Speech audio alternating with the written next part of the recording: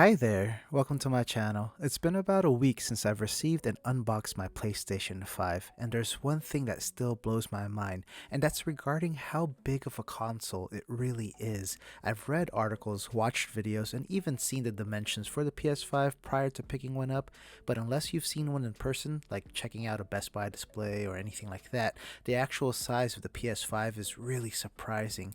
It's so surprising that I'm inspired to do a quick size comparison video to the last gen models, and I have a PS4 Pro and a PS Slim model on hand to compare to the PS5 too.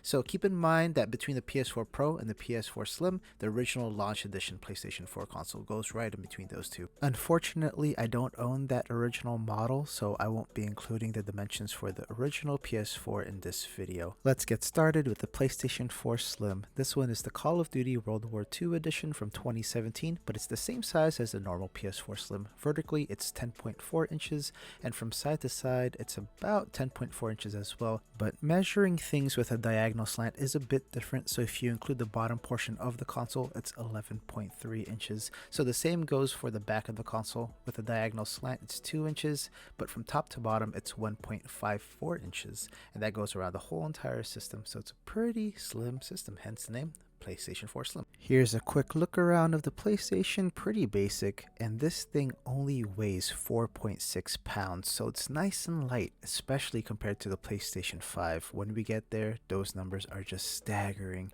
So let's get this out of the way. Let's get the PlayStation 4 Pro set up, and then we'll compare those two, and then we'll get to the PlayStation 5 right after that. When the PlayStation 4 Pro first came out, it was considered a big and hefty console, and as you can see with the Slim model right behind it, it is much bigger, and in vertical position it's about 11.6 inches. So the thickness of this console from top to bottom is about 3 inches diagonally, and then a straightforward measure, it's going to be 2.17 inches. So if you're just to lay it flat on the table from the top of the console to the bottom, it's 2.17 inches. So you can see it's significantly thicker than the Slim model. It's also taller and wider, just overall way bigger. And keep in mind, I did not include my stand in the measurements. So the width of the console is 12 inches, and if you include the bottom slant, it's 12.9 inches. So keep in mind that the Slim and the PS4 Pro have a bit of a slant, so the bottom portion is longer on the front end while the top portion is longer on the back end, and this thing weighs 7.3 pounds,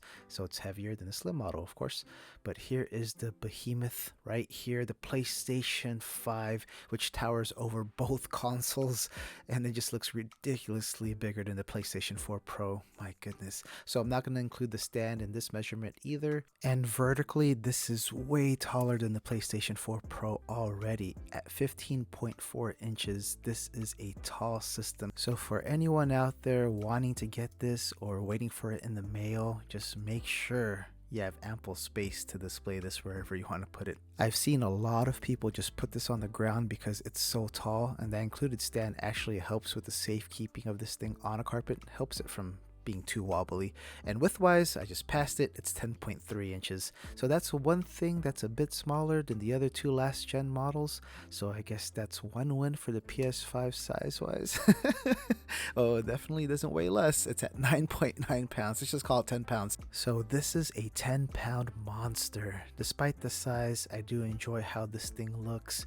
And from the bottom part, it's about 4.09 inches, and you can see that it kind of funnels or gets smaller as it gets to the top, and I think it's just about 2 inches or just a little bit below 2 inches. Back to the PS5 design. So the color black for consoles has been a staple since the PS2, and back then Sega wanted to be different by having a black Sega Genesis, but I kind of want things to revert back and have consoles be gray again. The original PlayStation, original Nintendo, Super Nintendo, I always enjoyed those gray colors. Maybe they'll have a limited edition PS5 with the PS1 color scheme.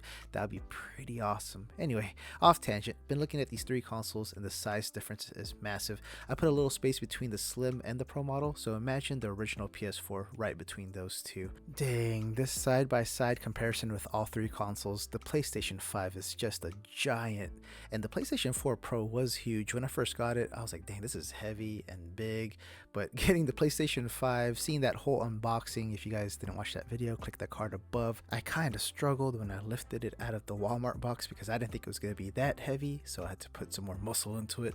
But anyway, here it is from a side perspective. The PS5 is just flat out bigger than the other two consoles. May not be as wide, but it is much taller. So for those of you out there trying to get a PS5, keep that in mind for your setups wherever your gaming area is. This PS5 is just huge. But with that, thank you so much for checking out my size comparison video. I really appreciate y'all took the time out of your days to come and visit me. But if you enjoyed this video, make sure to check out these others. They might interest you in some way, shape, or form. And if you really liked hanging out with me today, please consider subscribing to be the first to know when I upload something new. I'll see you all soon. Stay safe out there.